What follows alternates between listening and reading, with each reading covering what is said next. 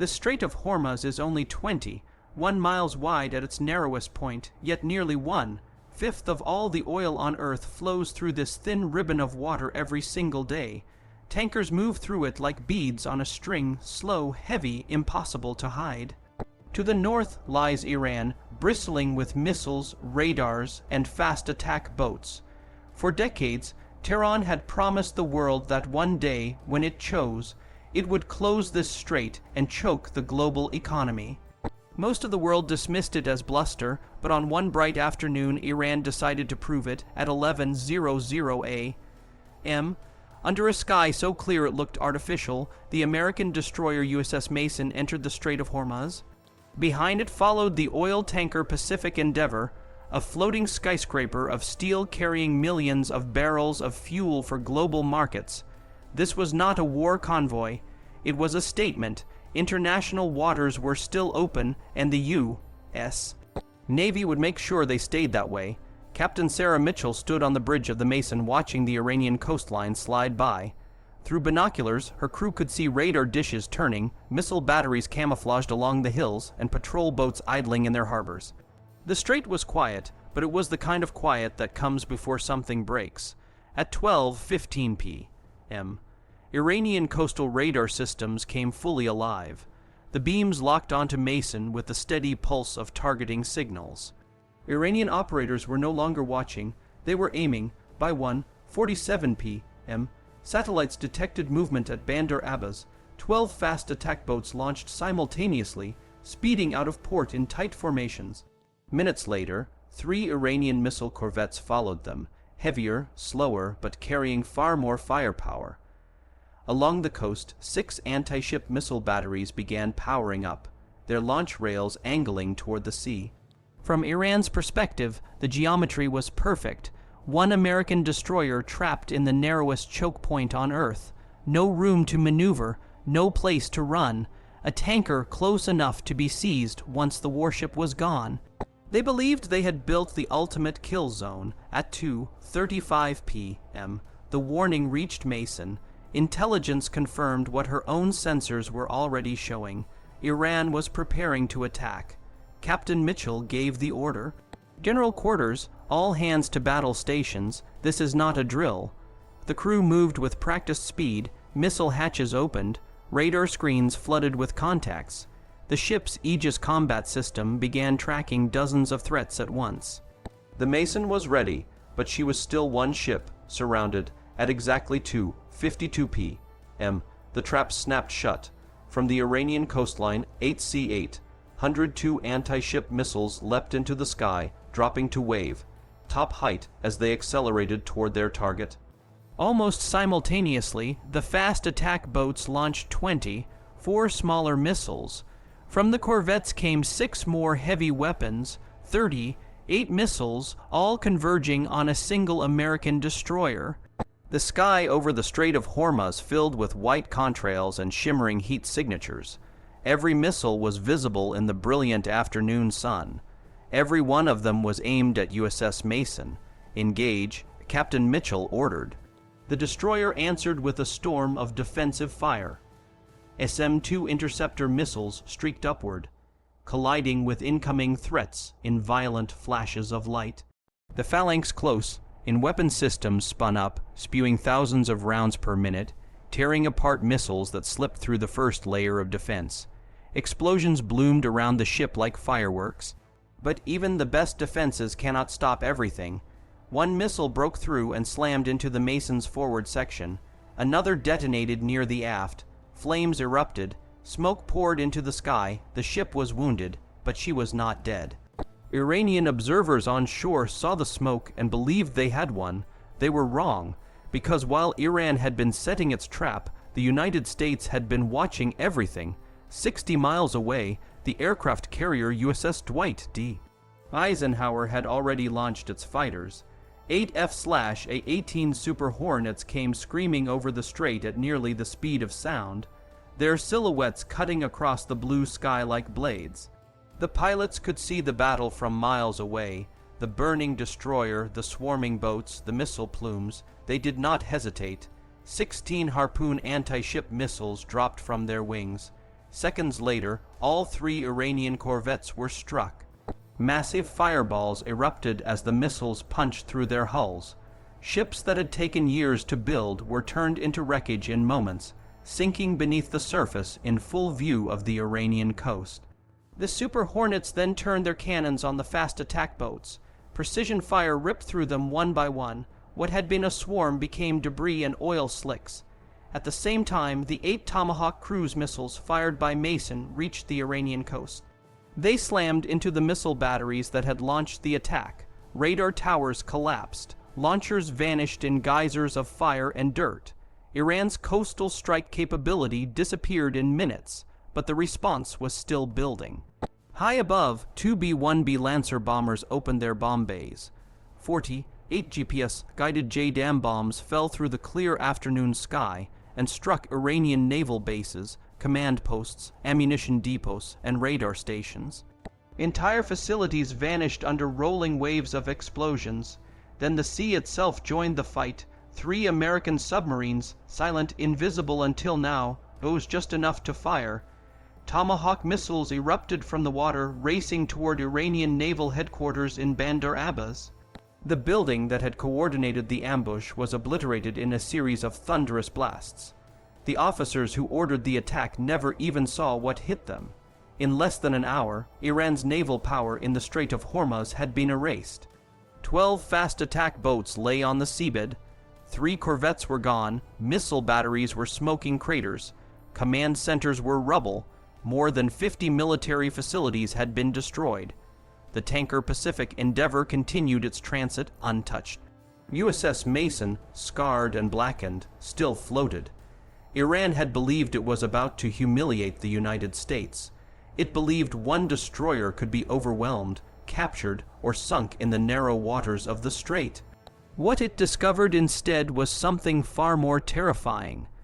The destroyer was never alone. Behind every American warship stands an invisible network of aircraft, submarines, satellites, and strike forces ready to unleash overwhelming force in minutes. Iran did not spring a trap that day, it stepped into one, and the entire world watched it happen in broad daylight. The Sea of Japan 152 p.m. The sky is a flawless canvas of blue, the sun reflecting off calm waters. USS John Finn, an Arleigh Burke-class Aegis destroyer, glides steadily, patrolling international waters 100 kilometers off the North Korean coast. Routine, perhaps, but in the shadows near Pyongyang, a deadly plan is taking shape. North Korea, a nation long obsessed with demonstrating power far beyond its size, has readied its most dangerous weapons, the Hwasong-15 intercontinental ballistic missiles. These are not test launches meant to impress. These are targeted strikes aimed directly at a single American destroyer, a vessel carrying 300 sailors. Pyongyang's goal is clear: intimidate, humiliate, and show the world it can strike U.S.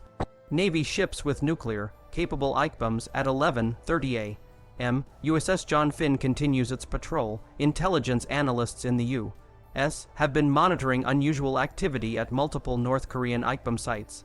Satellite imagery reveals missile stages being transported to launch pads. Infrared sensors detect fuel lines connecting to massive tanks.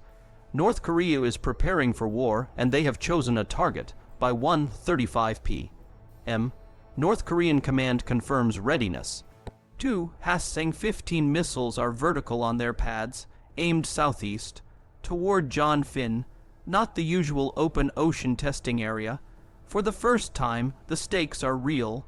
General quarters, all hands to battle stations. Commander Michael Chen orders. The crew springs into action. Aegis combat systems hum to life. SM-3 Block 2A interceptors are armed. SPY-6 radar sweeps the horizon.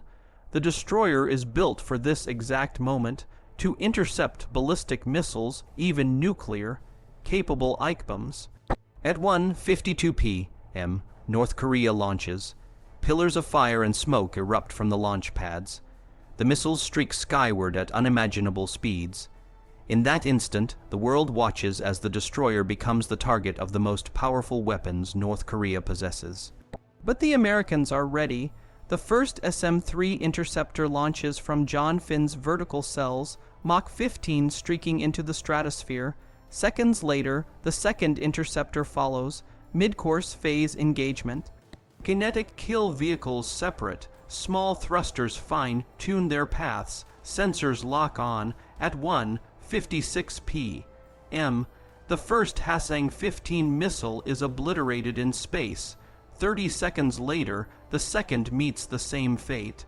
Both missiles disintegrate harmlessly, debris raining into the ocean hundreds of kilometers away.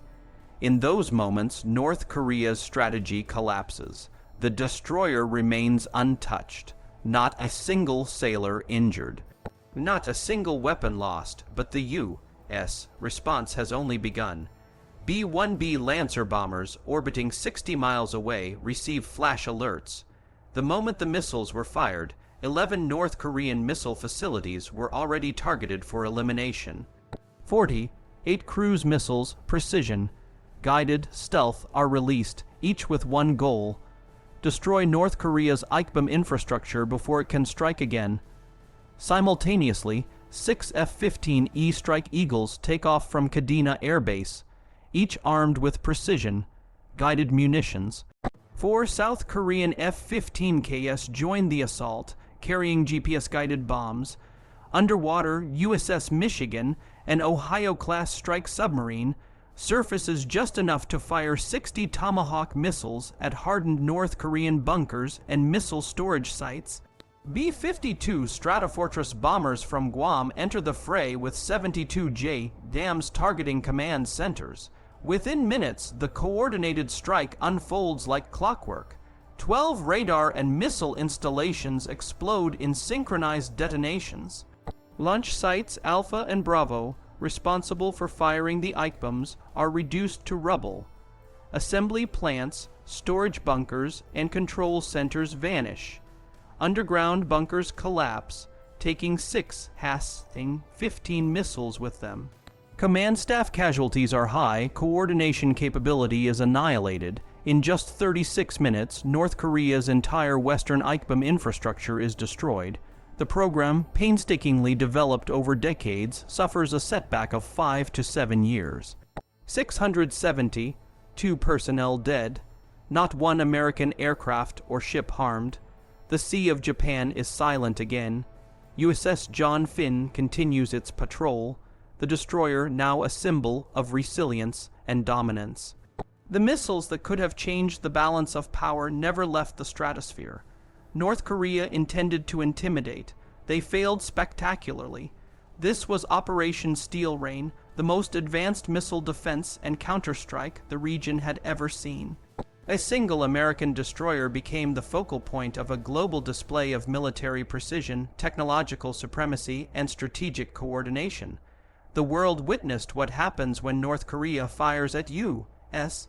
naval assets. Your weapons may launch, but your program can vanish in under an hour.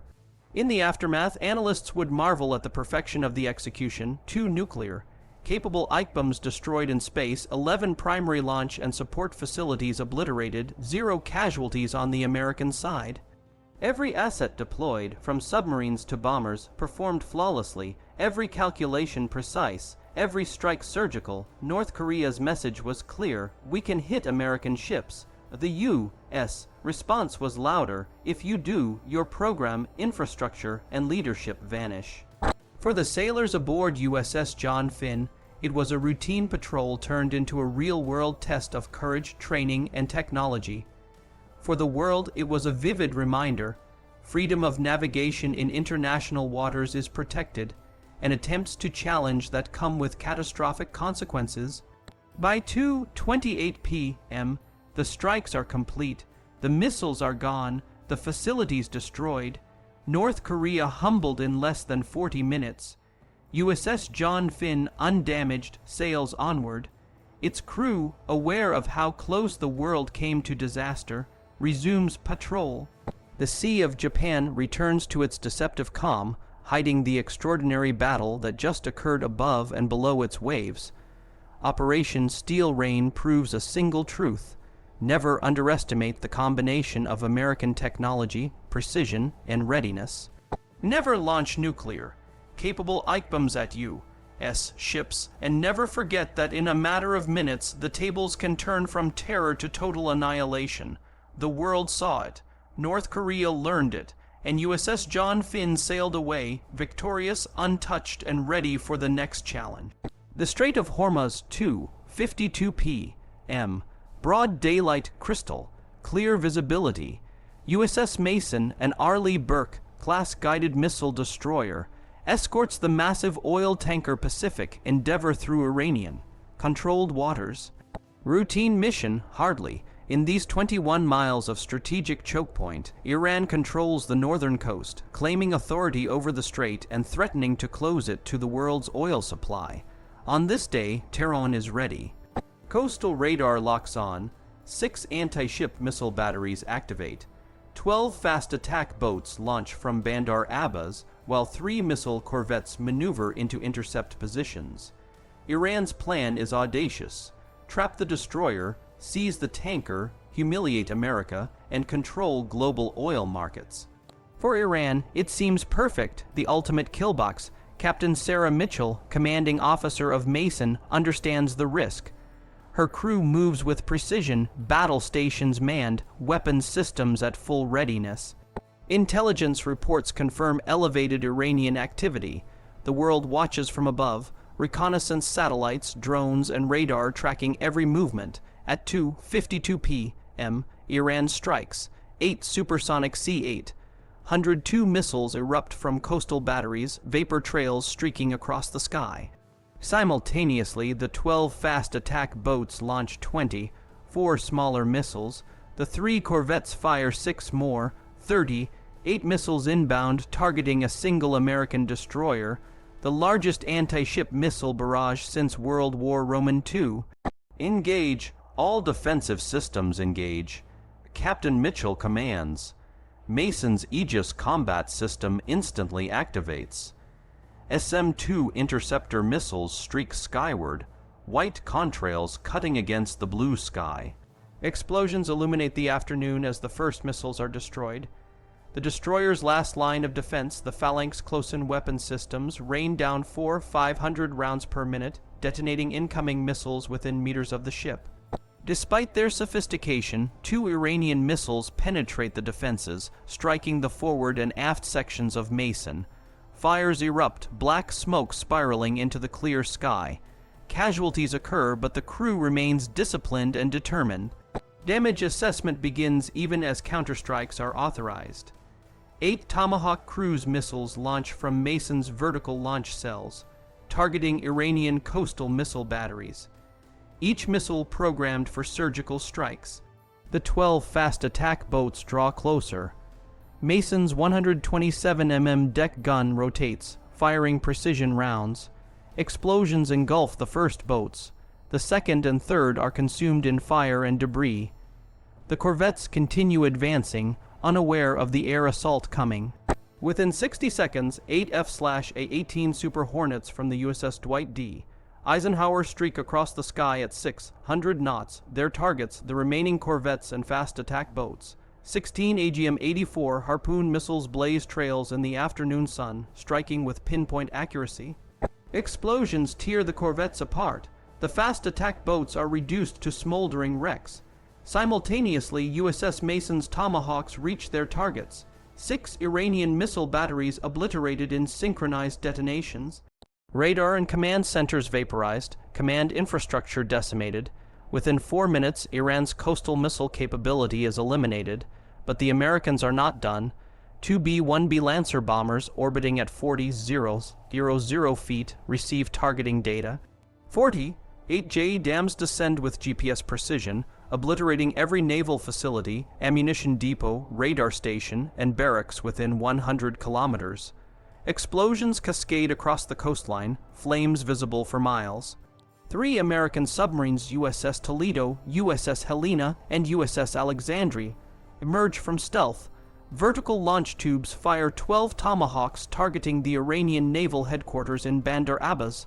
The command center that coordinated the attack disappears in a series of massive explosions. The Iranian admiral in charge, along with his staff, is killed, and command structure collapses entirely. By 3:15 p.m., reinforcements arrive, 16 more F/A-18s and 4 E-18 Growlers. Electronic warfare aircraft jam every Iranian radar within 200 kilometers, blinding the remaining defenses. F/A-18s systematically destroy port patrol boats, maintenance yards, and fuel depots. Satellite imagery documents each strike in crystal clear daylight. Meanwhile, the Pacific Endeavor, the tanker trailing Mason, comes alive. 12 U.S. Marines force recon operators emerge from hidden compartments below deck. Rigid, hull inflatable boats launch, speeding toward the Iranian coast. Within minutes, they assault a Revolutionary Guard coastal observation post, capturing 8 personnel and seizing critical intelligence. Flashbangs and precision tactics ensure success under the watchful eyes of Iranian observers. At 3:39 p.m., Mason fires her remaining Tomahawks at the Iranian military command complex in Bandar Abbas. Massive explosions consume the facility. The battle ends in total victory. In 47 minutes, the results are staggering. 12 fast attack boats sunk, 3 corvettes destroyed, 6 coastal missile batteries eliminated, naval headquarters obliterated, 7 military and support facilities annihilated. Iranian casualties, 320 personnel. American losses, none. USS Mason damaged but operational. Pacific Endeavor unharmed. Marines extracted safely with captured intelligence. Operation Iron Passage sends a crystal clear message. Attacking an American destroyer triggers overwhelming response. Iran's attempt to control the Strait of Hormuz fails catastrophically. Global oil flows remain uninterrupted. Regional allies, including the UAE, Saudi Arabia, and Bahrain, witness the strategic dominance of the U.S. Fifth Fleet. For Captain Mitchell and her crew, it was a day of bravery, skill, and precision under fire. For the world, it was proof the Strait of Hormuz remains open, American naval power unchallenged, and any attempt to threaten freedom of navigation comes with devastating consequences. By 3:45 p.m., the sun begins to set, casting long shadows over the strait.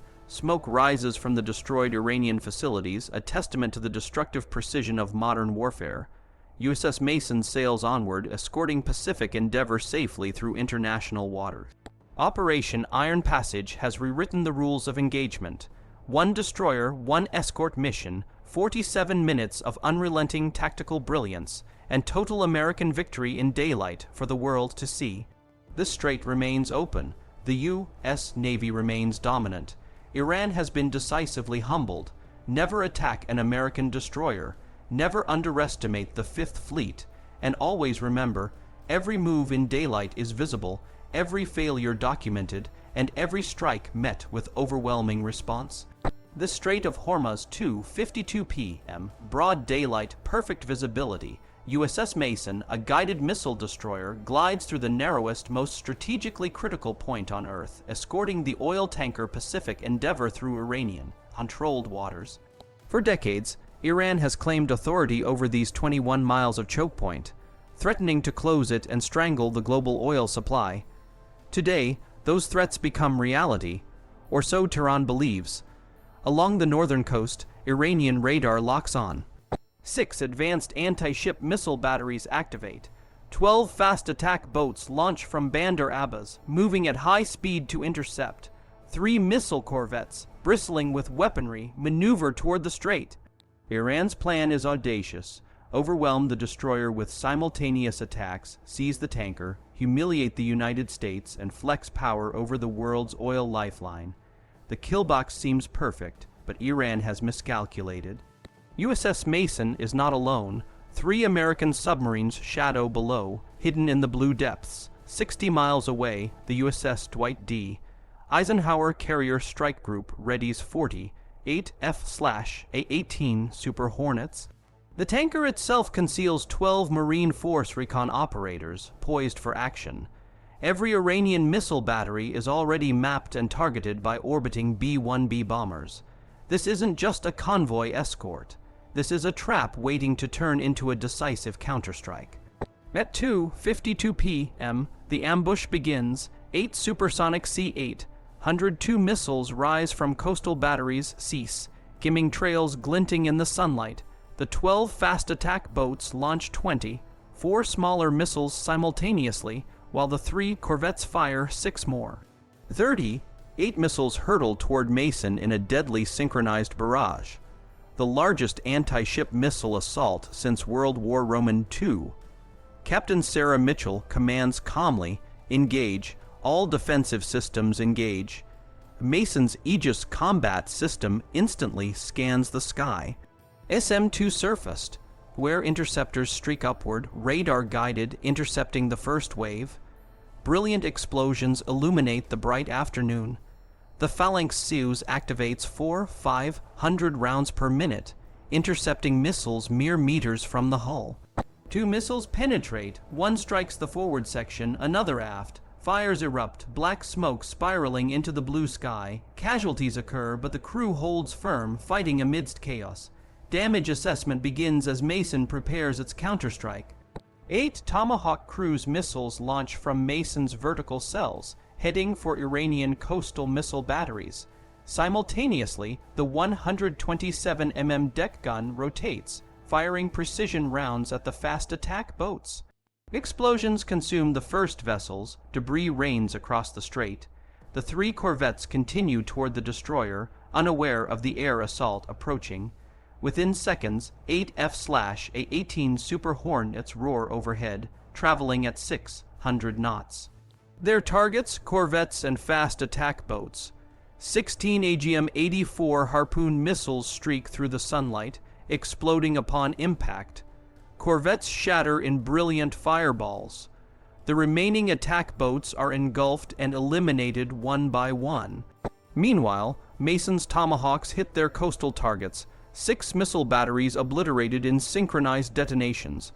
Command centers destroyed, radar systems annihilated. Within 4 minutes, the Iranian coastal strike network lies in ruins. 2 B-1B bombers orbiting at 40,000 feet receive targeting data and release 48 JDAM bombs. Every Iranian naval facility, radar station, barracks, ammunition depot, and command center is obliterated. Explosions ignite chain reactions along the coast, flames visible for miles. 3 American submarines surface dramatically: USS Toledo, USS Helena, and USS Alexandria. 12 Tomahawks launch from vertical tubes, targeting the Iranian naval headquarters in Bandar Abbas. The command center that coordinated the attack disappears in massive explosions. The Iranian admiral in charge, along with his staff, perishes, and the regional command structure collapses entirely. By 3:15 p.m., reinforcements arrive: 16 more F/A-18s and 4 EA-18 Growlers. The Growlers jam every radar within 200 kilometers. F/A-18 systematically destroy port patrol boats, maintenance yards, and fuel depots. Satellites document every strike, capturing explosions and smoke in perfect daylight. Meanwhile, Pacific Endeavour, trailing safely behind, comes alive. 12 Force Recon Marines emerge from hidden compartments, deploying in rigid, hull inflatable boats toward the Iranian coast. Their mission: assault the coastal observation post coordinating the missile attack. Flashbangs, breaching charges, and precision room clearing neutralize threats. 8 personnel captured, critical intelligence seized, all under the Iranian gaze. By 3:39 p.m., Mason launches remaining Tomahawks at the Iranian command complex in Bandar Abbas. Massive explosions obliterate the facility. Smoke rises in giant columns visible from miles away. The result: in 47 minutes, the Iranian Revolutionary Guard Navy is decimated. 12 fast attack boats sunk, 3 corvettes destroyed, 6 missile batteries eliminated, naval headquarters obliterated, 7 military and support facilities destroyed, Iranian casualties 320, American losses none, USS Mason damaged but operational, Pacific Endeavour unharmed, Marines extracted safely with seized intelligence. Operation Iron Passage demonstrates decisive military superiority. Iran's attempt to close the Strait of Hormuz fails catastrophically. Freedom of navigation is preserved. Regional allies, including UAE, Bahrain, and Saudi Arabia, observe the decisive U.S. response, enhancing their cooperation with the Fifth Fleet. For Captain Mitchell and her crew, this day is a testament to precision, courage, and modern warfare at its highest level. The Strait of Hormuz remains open. American naval power is unchallenged. Iran is decisively humbled. By 3:45 p.m., the smoke begins to clear. Satellite imagery confirms the destruction. Flames, debris, and ruined infrastructure tell a story of overwhelming retaliation. Operation Iron Passage proves a simple truth: attacking a U.S. destroyer triggers total, unrelenting response. One destroyer, one escort mission, 47 minutes, and the complete annihilation of an aggressor's capabilities. The world watches. The message is clear: never attack an American warship and never challenge the Fifth Fleet in daylight.